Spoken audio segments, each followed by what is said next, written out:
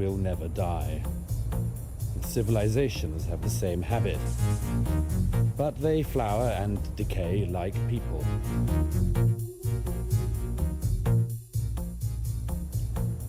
I've been traveling the continent recently to study the migration crisis, which has been going on for decades. Two things make it into a catastrophe. The first is the mass movement of millions of people into our continent. The second, that this should happen at precisely the moment our civilization lost faith in itself. For Europe was not just a continent, but a culture. Inviting the world in to join us meant changing that culture, becoming multicultural, a convener of the world's people. Today, Europe has become a home for anyone in the world who wants to call it home, while the European peoples are losing the only place they have to call home.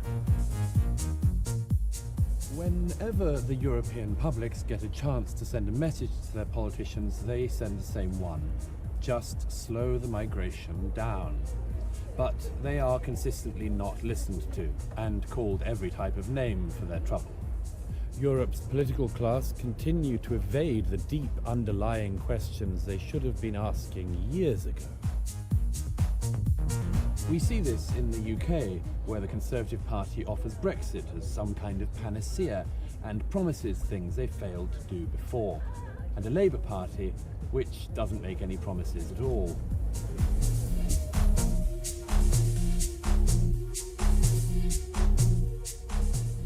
The European publics understandably and consistently reject the extremists of all stripes, but it leaves them morose without options. And while we may be able to avoid this discussion again this season, we won't be able to in perpetuity. And Douglas Murray, author of The Strange Death of Europe, is with me now. Welcome to the programme. Michael, what did you make of what Douglas had to say? I think there are some values in Europe which are really important and really worth defending. I'm not quite sure that I agree with Douglas that they're pan-European. I think they tend to be clustered in Western Europe and maybe even to some extent more in Northern Europe. But anyway, there are values that are really worth defending. And I think that Douglas has a point that we have acted as though these values needed no defence at all, that they didn't need assertion and repetition and reinforcement. And I think they do. Britain, because it is an island and because I think it is facing up to some of these problems, I think stands a good chance. But I do believe that the European Union faces existential threats, not least because it has no policy for migration and it is torn apart by the issue. Liz? I don't see a Europe in defeat and decline. We talked earlier about Le Pen being defeated in France, Wilders in the Netherlands, the AfD is down to 7% in polls. Indeed, it's in real trouble in Germany. But without doubt, understanding people's concerns, particularly about very quick and large movements of different groups into Europe, is important. But when I look back, certainly in the history of my own city in Leicester, when 5,000 Ugandan Asians arrived in the early 70s, there was huge fear and uncertainty and a big campaign against them coming. But now we can't imagine our city without the hard work and entrepreneurialism of the Asians. Well, let me put that to Douglas. Why exactly are migrants leading to the fall of Europe? Well, the example that Liz gives is a very pertinent one, actually. That Ugandan Asian migration to Britain, we still talk about, like we still talk about the Huguenots. But that migration is now replicated all the time. Since 1997, when Blair came in, the same movement we had once of the Ugandan Asians into Britain happens every 6 weeks to Britain. Right, but why is it leading to the fall is what I'm trying to get to. There's one particularly important point, I think, in this, is that we've made the presumption in Europe, and particularly on the continent, where it's very much more accentuated than it is here. We made a presumption that societies are places where you can bring in huge numbers of people all the time. I mean, 6,000 is an average 24 hours arrivals in one Italian island these days, and has been for recent years, 6,000.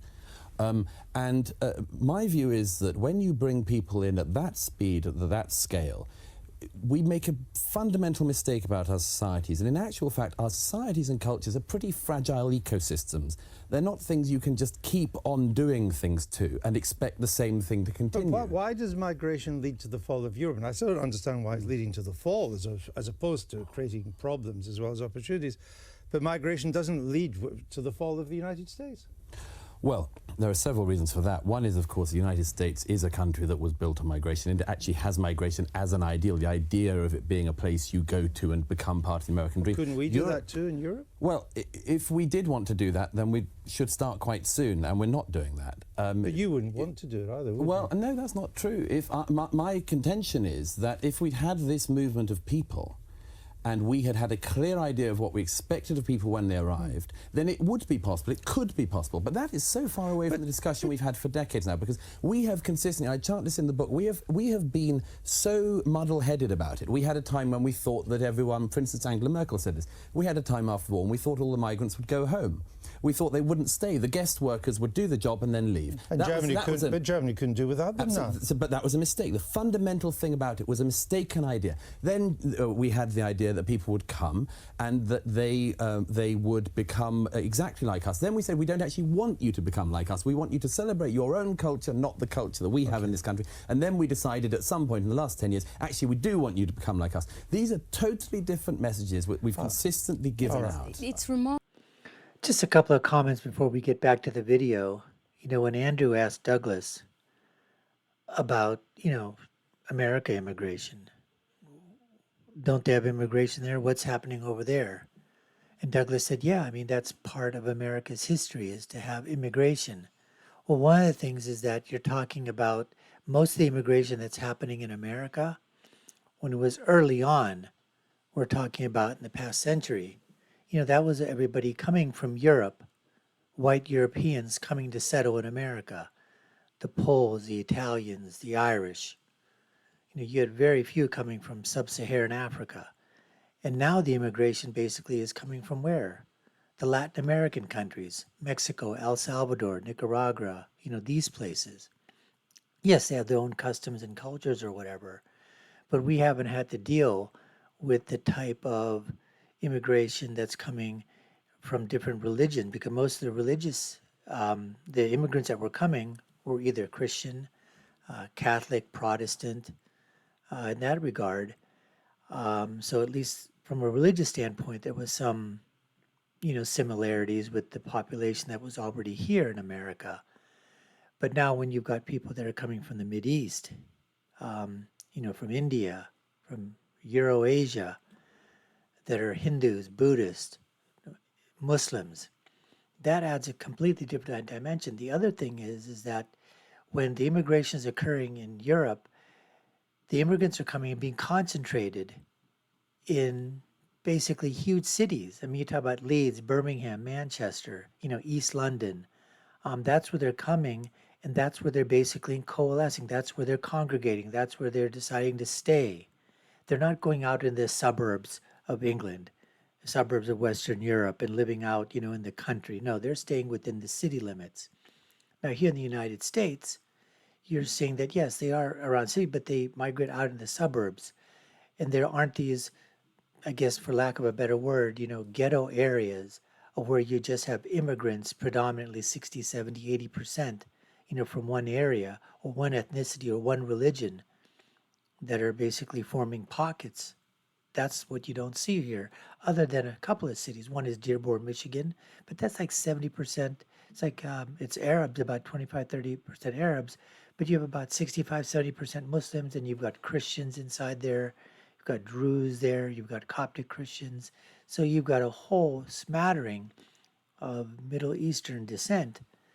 But then again, within that population, you probably got first and second generation there as well. So it's a whole different dynamic, immigration in the United States, versus England. Anyways, that's what we have on tap for you today. You're watching the Dr. Nasir Shaikh Show. I'm your host, Dr. Nasir.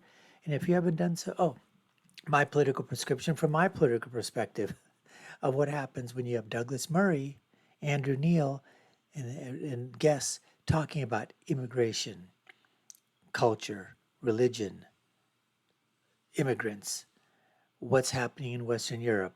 let's get back to the interview right now. The issues that there are, it's remarkable, I think, how well we've coped as a country.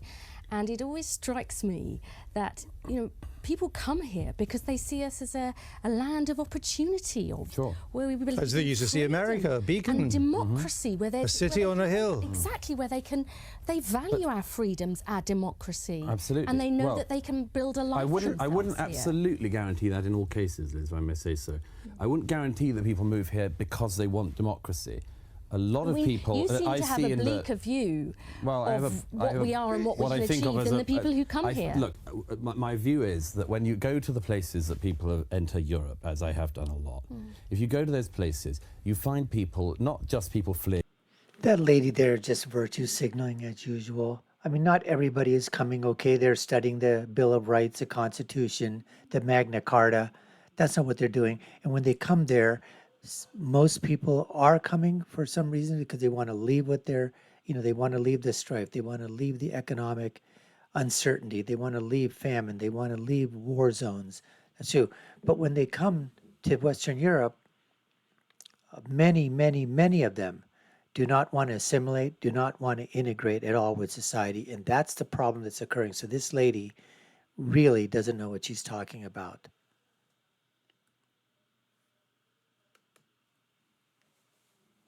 Sub-Saharan Africans and others coming for a better life. Nobody blames them. We would do the same thing.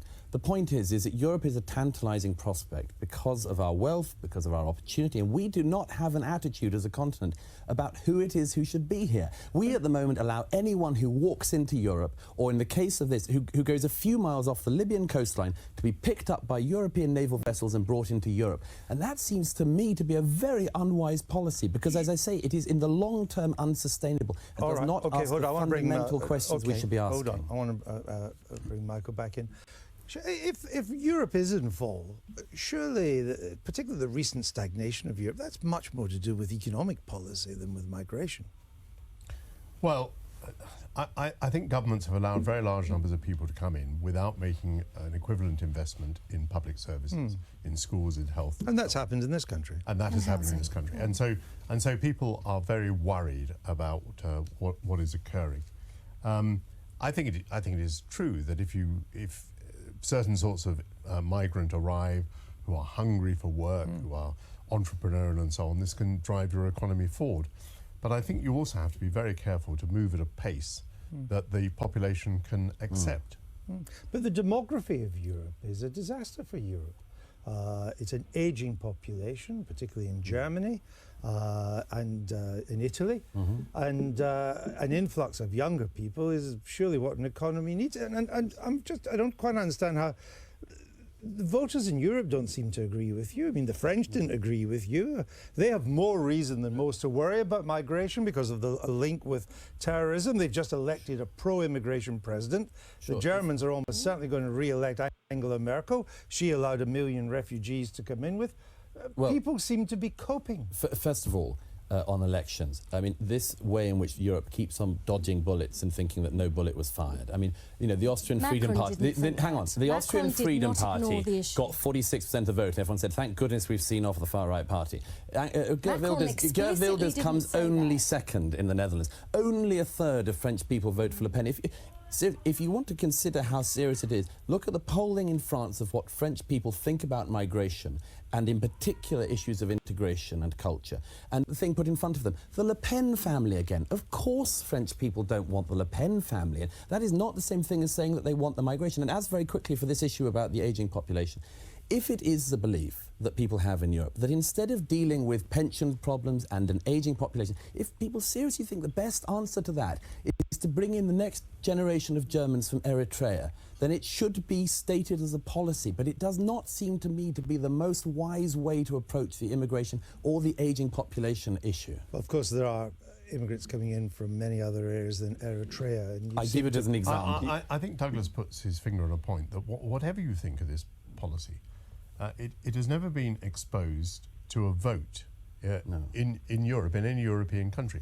I mean, one of the novelties about our recent referendum on the European Union was that uniquely people were able to determine the future direction of their country. Yes. But many of the most important changes in our countries have occurred without anybody ever giving their Absolutely. So true. assent. So true. Maybe this is something on which you ought to have a referendum. But I think What would the question be? well, do you wish to continue? How many Eritreans do you want? Could I give an example of one? The other week... No. I mean, the idea that people what- haven't voted on this you issue, I would- don't buy. hold on. Well, you Sorry, would Mike. set before people a range of options about what sort of country they wanted. I mean, this is what voters have said to me. They've said, look, this is what our country now looks like.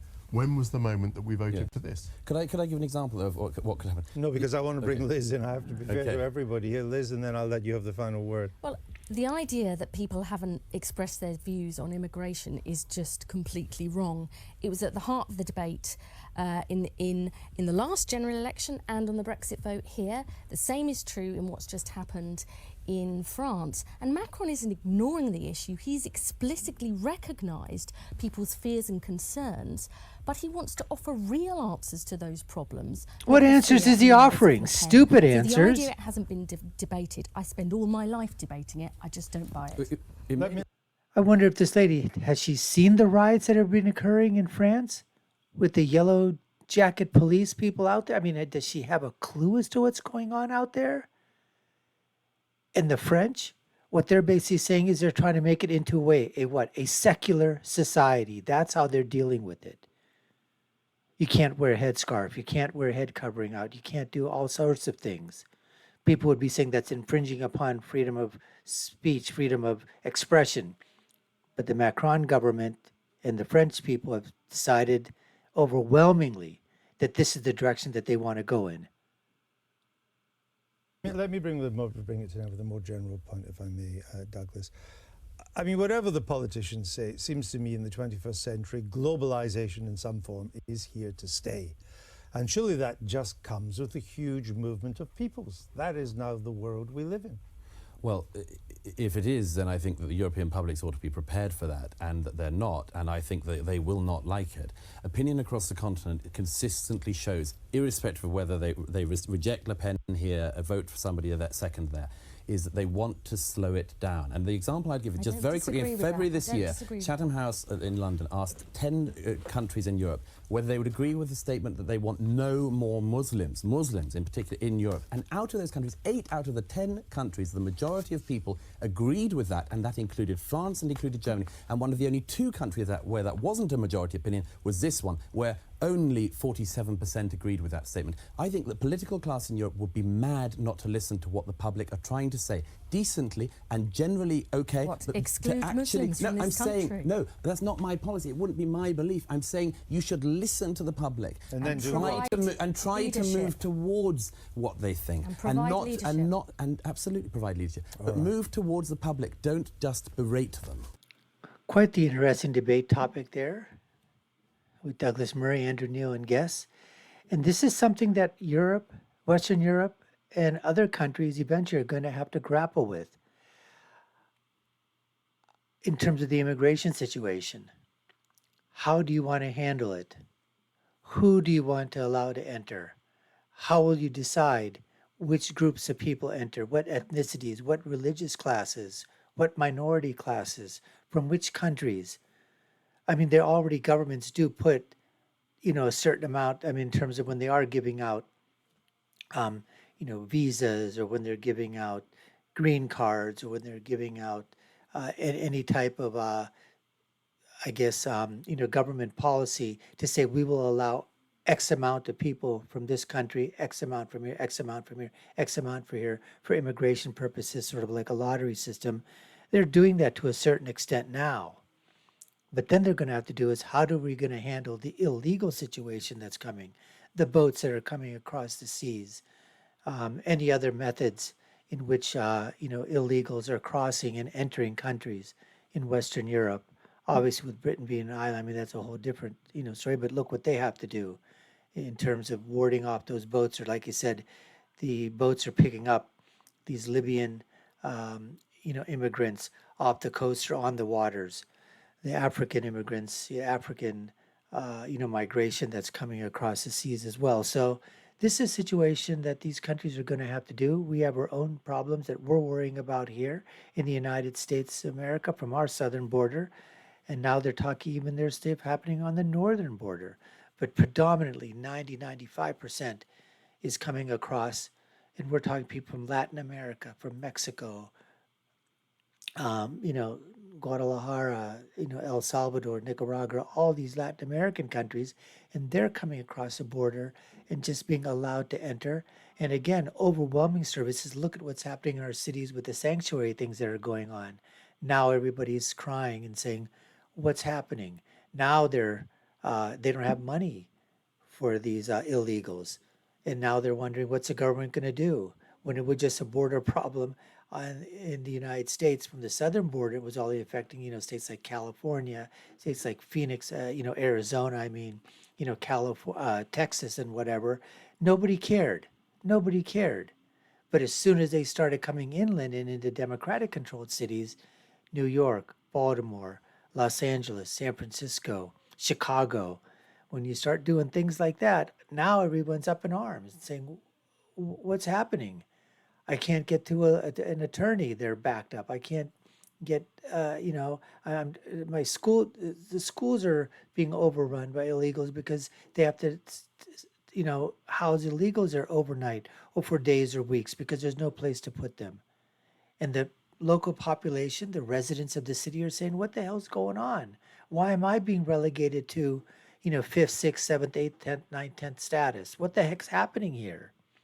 So we have our own problems here in the United States that's going on with the Biden administration just opening the doors, the floodgates, literally. Anyways, we appreciate you taking the time to watch. You've been watching the Dr. Nasir Shaikh Show. I've been your host. My name is Dr. Nasir. If you haven't done so already, we'd love for you to subscribe to the channel, like, share, and follow us. You all know what to do. Put your comments down below. Take a look at our other video links above and below. My final thought is always, when you're right, you're right. And when you're left, you're wrong. Until next time, folks, take care and stay safe.